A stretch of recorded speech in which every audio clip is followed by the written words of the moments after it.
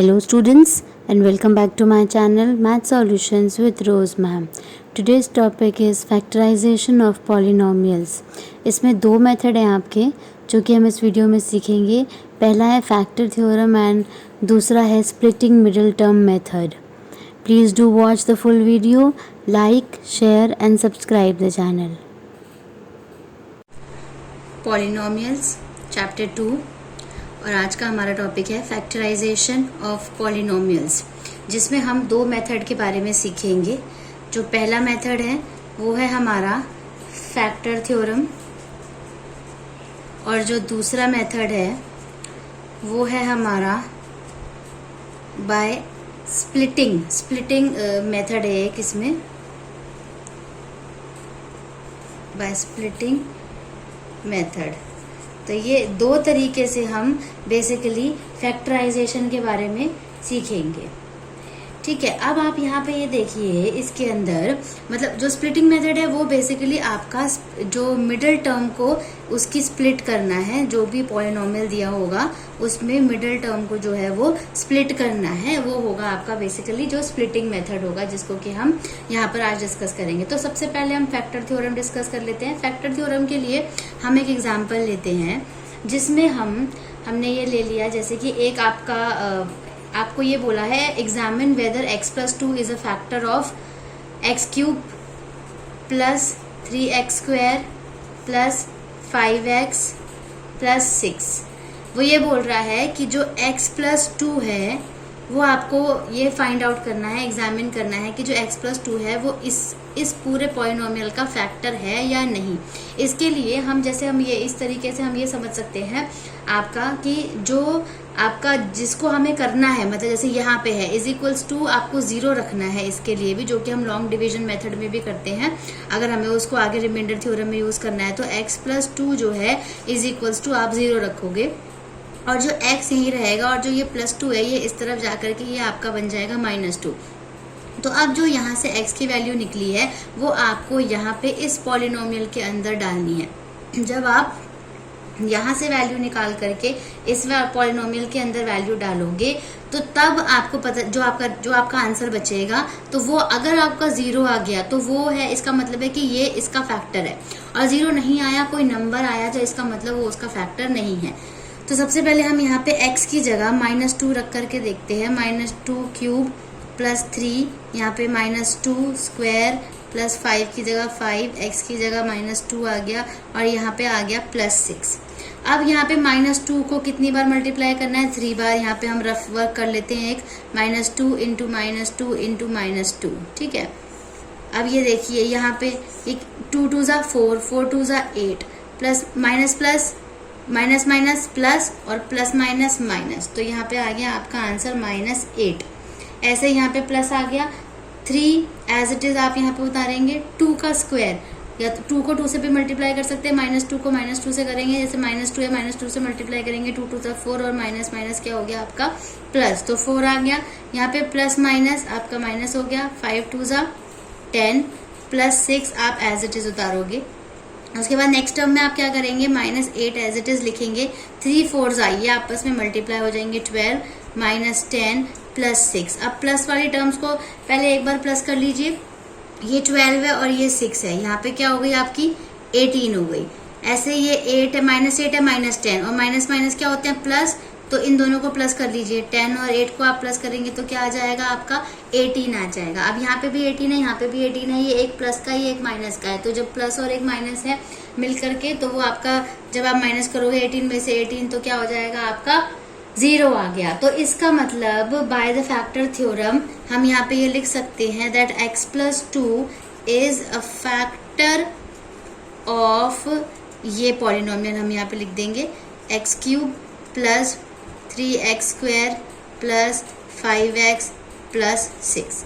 ठीक है, लास्ट में हम ये लाइन इस तरीके से यहाँ पे लिख सकते हैं that x plus 2 is a factor of x cube plus 3x square plus 5x plus 6. वो तभी हम लिखेंगे जब कंडीशन होगी हमारे पास कि हमारा जो आंसर जो है यहाँ पर 0 आएगा. अगर यहाँ पे 0 नहीं आता और इसकी जगह कोई और आंसर यहाँ पर आता है तो उसके लिए आपको क्या करना पड़ेगा, आपको यहाँ फिर आप यहाँ पर एस नहीं लिख सकते, आपको यहाँ पे लिखना पड़ेगा that x+2 is not a factor of. तो यहाँ पर नॉट आपको एक्स्ट्रा लिखना पड़ेगा, अदरवाइज आप अगर 0 आता है तो आप उसको लिख सकते हैं that it is a factor of so and so polynomial. ठीक है, अब इसी जैसे यहाँ पे ये सेम एक पॉलिनोमियल दे रखा है, अगर हमें इसी में ही हमें k की वैल्यू कई बार फाइंड करनी पड़ जाती है। तो k की वैल्यू फाइंड करने के लिए हम एक एग्जांपल ले लेते हैं। सपोज आपके पास एक पॉलिनोमियल है, ये भी मैं एक एग्जांपल ले रही हूँ जिसमें कि मैं x की वैल्यू निकालना सिखा रही हूँ। वो आपको ये बताना है कि find the value of k if x - 1 is a factor of, ये आपका क्वेश्चन है, इज अ फैक्टर ऑफ, ये पॉलिनोमियल आपको दिया हुआ है क्या, 4x³ plus 3x² minus 4x plus k, ये पॉलिनोमियल है आपका। और यहाँ पर x - 1 जो है आपको बताना है कि ये अगर x - 1 इसका फैक्टर है तो k की वैल्यू फाइंड आउट करिए। तो सबसे पहले हमने इसको आप सेम एज इट इज उतार दीजिए क्वेश्चन को। उसके बाद आप क्या करेंगे, x - 1 जो दिया हुआ है इसको हम क्या करेंगे, इज इक्वल्स टू क्या रखेंगे, 0। यस, उसके बाद x जो है ये -1 है, इस तरफ जा करके क्या बन जाएगा, ये +1 बन जाएगा। और हमें 1 की वैल्यू जो है वो यहाँ पर हमें इसके x के अंदर रखनी है, x के अंदर रखनी है, सिर्फ k के अंदर नहीं रखनी, क्योंकि ये x की वैल्यू फाइंड आउट हुई है। ठीक है, ऐसे ही 4 यहाँ पे रखेंगे, x की जगह आ गया 1 की क्यूब प्लस 3 1 का स्क्वायर माइनस 4 1 प्लस k आपका एज इट इज आ जाएगा, क्योंकि k की वैल्यू तो हमें फाइंड करनी है। वो कैसे करनी है मैं अभी नेक्स्ट स्टेप एक स्टेप के बाद बताऊंगी। अब यहाँ पे इसको मल्टीप्लाई करिए, 1 का क्यूब करेंगे, 1 को कितनी बार भी मल्टीप्लाई करिए 1 ही आता है, तो 1 को आपने 4 से मल्टीप्लाई करा, क्या आ गया, 4 1 4 या 1 4 4 हो गया। फिर प्लस ऐसे ही 1 का स्क्वायर करेंगे 1 आएगा, 1 को 3 से मल्टीप्लाई करेंगे 1 3 3, माइनस का माइनस, 4 को 1 से मल्टीप्लाई करेंगे 4 1 4 प्लस आपका हो गया k एज इट इज आ गया। अब आप ये देखिए, एक प्लस का 4 एक माइनस का 4 है, तो या तो आप इनको कट कर लीजिए या फिर 4 में से 4 माइनस करेंगे तो 0 आ जाएगा। तो हम यहाँ पे इसको सिंपली कट कर देते हैं, क्योंकि एक प्लस है और एक माइनस है। अब हमारे पास बचा क्या, 3 प्लस k बचा। अब यहाँ से हमें k की वैल्यू निकालनी है। इसके लिए हम क्या करते हैं, बेसिकली जो ये है जो भी आपका k वाली टर्म आ गई उसके बाद हम उसको इज इक्वल्स टू 0 रखते हैं, और k की वैल्यू को वापस आप लेफ्ट हैंड साइड रखेंगे क्योंकि वेरिएबल है, और जो आपका कांस्टेंट नंबर है उसको दूसरी तरफ लेकर के जाएंगे इज इक्वल्स टू के तरफ। तो जो +3 है वो इस तरफ जा करके क्या बन जाएगा आपका -3। तो इस तरीके से आपकी जो ये k की वैल्यू हम फाइंड आउट कर रहे थे वो इस तरीके से निकलेगी, जबकि हम फैक्टर थ्योरम का यूज करके पहले हम यहाँ तक इसको लेकर के आएंगे, और जब हमें k मिल जाएगा, यहाँ पर k अकेला मिल जाएगा और x जो है यहाँ से हट जाएगा, तो उसके बाद हम इसको इज इक्वल्स टू 0 रखेंगे, और फिर हम यहाँ से k की वैल्यू जो है वो ऐसे फाइंड आउट करेंगे। ठीक है, अब ये तो था आपका फैक्टर थ्योरम, जो कि आपको बताना था कि कौन सा किसका फैक्टर है या नहीं है। अब अगर हमें स्प्लिट करना है, जो मैंने आपको बताया कि मिडिल टर्म को अगर हमें स्प्लिट करना है, तो वो भी एक फैक्टराइजेशन का एक मेथड होता है, जिसमें कि हम ये जो हमारा सेकेंड मेथड है हम यहाँ पर लिख लेते हैं, that bye splitting the middle term, by splitting the middle term, ये भी आपका एक मेथड है जो कि फैक्टराइजेशन के लिए है। अब हम इसके लिए एक एग्जांपल ले लेते हैं कि किस तरीके से आपको ये जानना है कि मिडिल टर्म जो है वो आप किस तरीके से स्प्लिट करेंगे और फिर आगे उसको आप यूज करेंगे।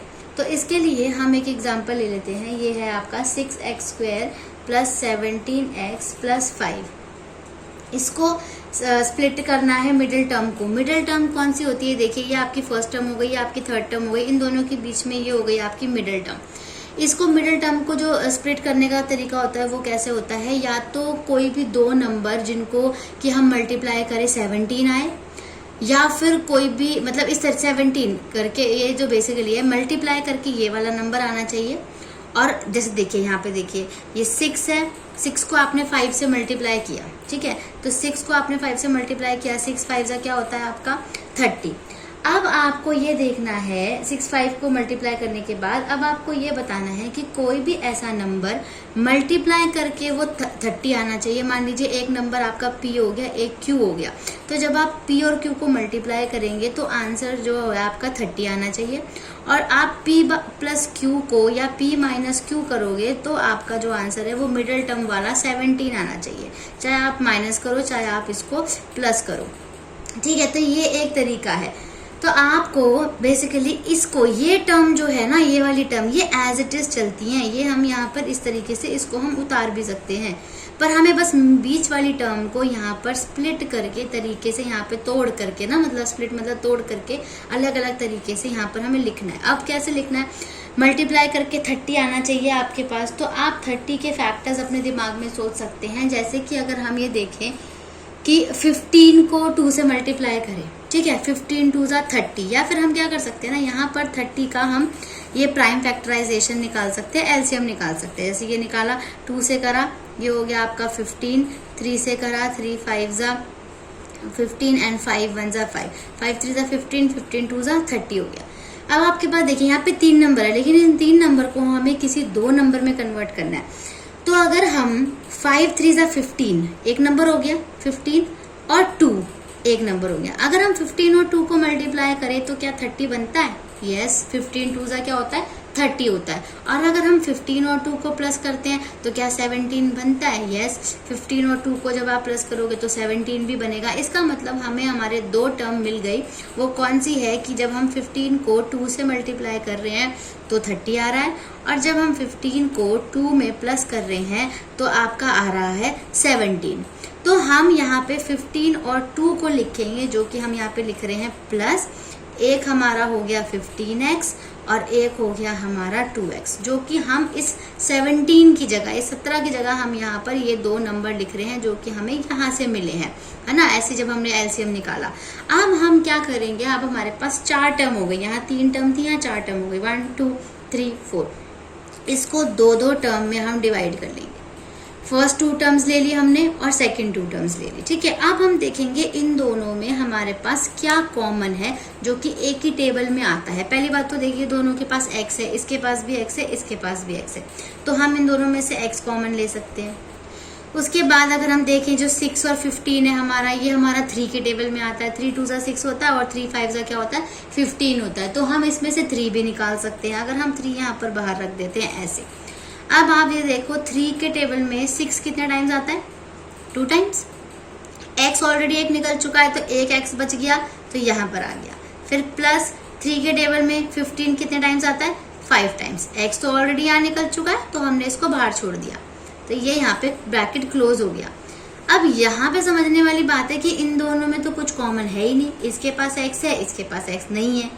ये 2 जो है वो 5 के टेबल में नहीं आता, जो 5 है वो 2 के टेबल में नहीं आता, ठीक है। और ना ही ये दोनों किसी के टेबल में आते हैं 1 के अलावा। तो हम यहाँ पे 1 कॉमन ले लेंगे और हम इन दोनों नंबर को एज इट इज जो है वो ब्रैकेट के अंदर क्लोज करके ऐसे रख देंगे। अब जो हमारा जो ये स्प्लिटिंग मेथड होता है, इसमें हम क्या देखते हैं कि जो हम ये 2 ब्रैकेट बनाते हैं, ये 2 ब्रैकेट जो है वो हमेशा सेम होने चाहिए हमारे। ये देखिए, यहाँ पे भी 2x + 5 आया, यहाँ पे 2x + 5। अगर यहाँ पे कोई और नंबर आ जाता है, इसका मतलब आप सही तरीके से इसको स्प्लिट नहीं कर रहे हो और कहीं ना कहीं कोई मिस्टेक कर रहे हो, इसलिए ये दोनों ब्रैकेट जो हैं वो आपके सेम नहीं आए हैं।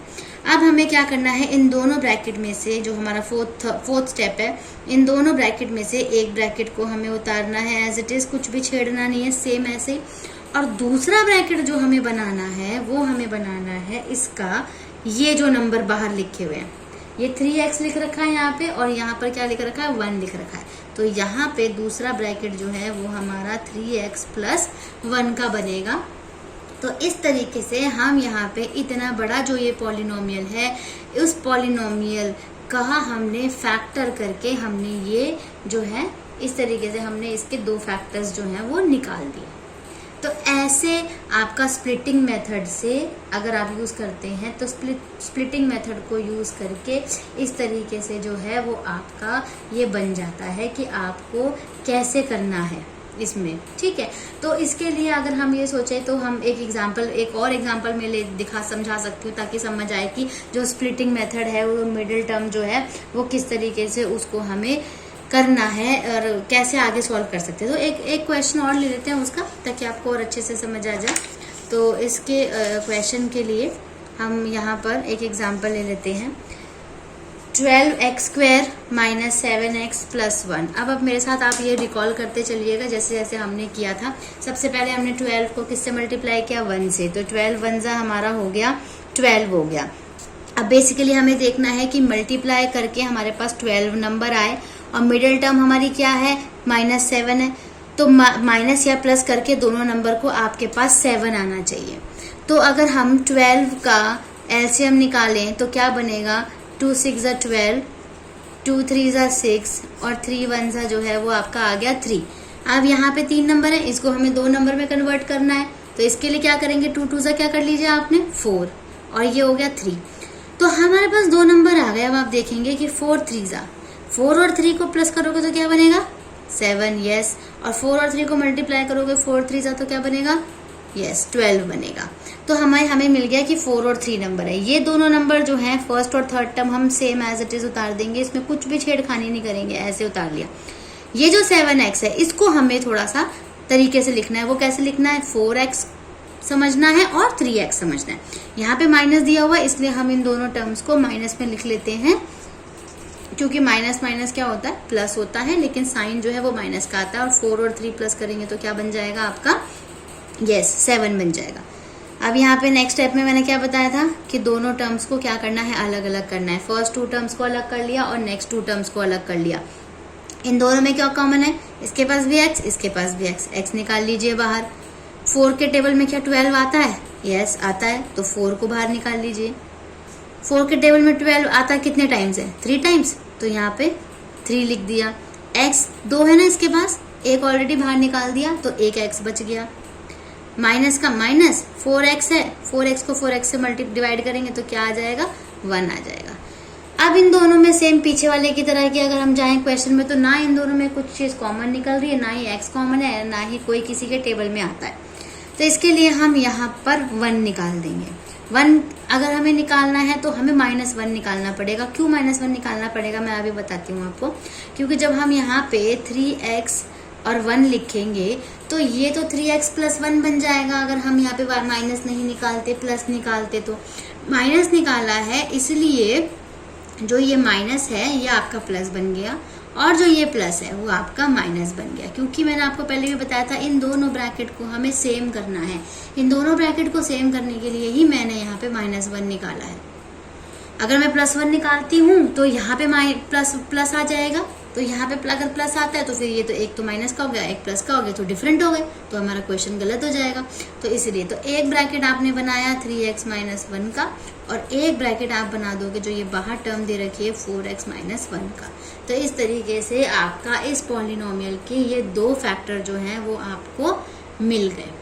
तो ऐसे ही स्प्लिटिंग को, मिडिल टर्म को स्प्लिट करके, और इस मेथड से आप 2 तरीके से फैक्टर हमने आज निकालना सीखा है। ये वीडियो पसंद आया तो आप इस वीडियो को लाइक कीजिए, दोस्तों के साथ शेयर कीजिए और चैनल को सब्सक्राइब कीजिए। Thank you.